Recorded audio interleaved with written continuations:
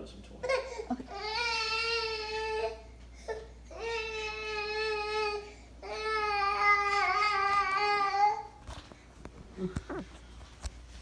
On December 8, 1941, Franklin Delano Roosevelt delivered a speech declaring war on Japan.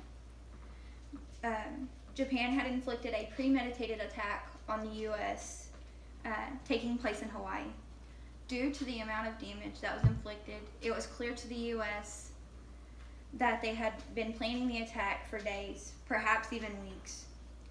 Franklin Roosevelt discusses the damage Japan had caused and decided enough was enough. Japan attacked numerous countries, including Guam, the Philippine Islands, Malaya, Singapore, Hong Kong, and a few others, all in a span of 2 days. Franklin Roosevelt used his speech to show the seriousness of the situation in order to get everyone on his side to declare war and get the citizens on board for the journey they had ahead of them.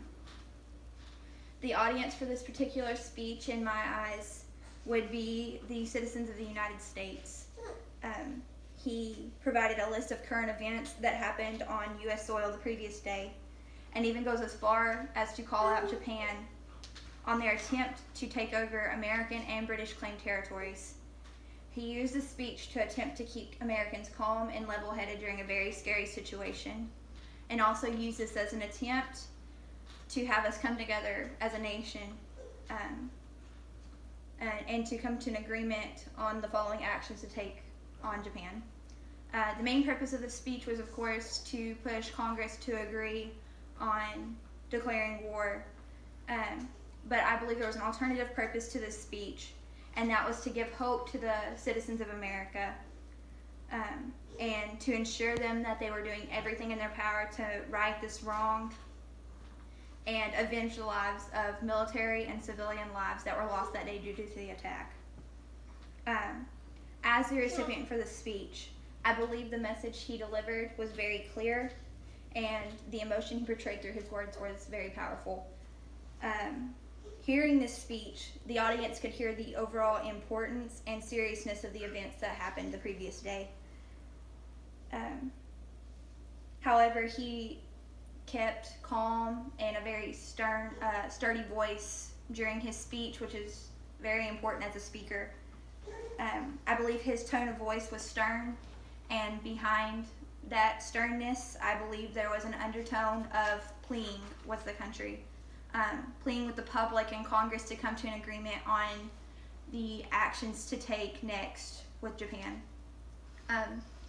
To me, I believe the speech was organized in a cause and effect type of order. The U.S.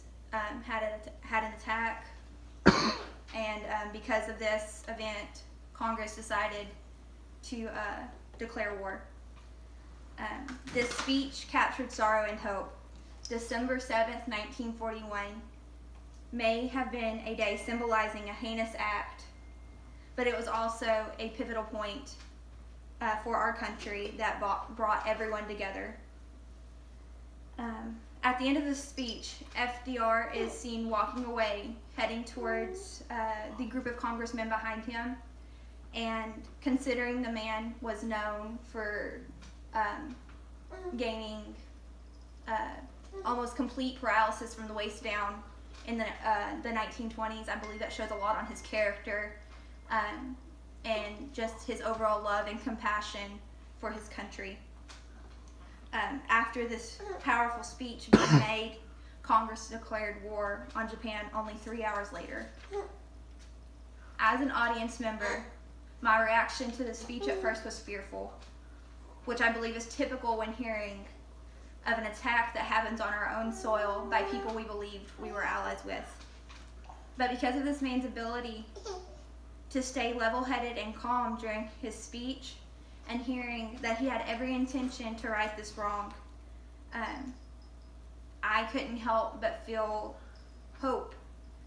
As new speakers, I believe that we can all learn a lot from him as a speaker, because tone of voice is very important when it comes to speaking, because it can potentially keep or lose your audience. And though he comes off slightly monotone throughout his speech, because of the way he worded his speech, he was able to keep everyone's attention with ease. Overall, Franklin D. Roosevelt delivered the Pearl Harbor Address with a lot of power and dealt with a very serious event.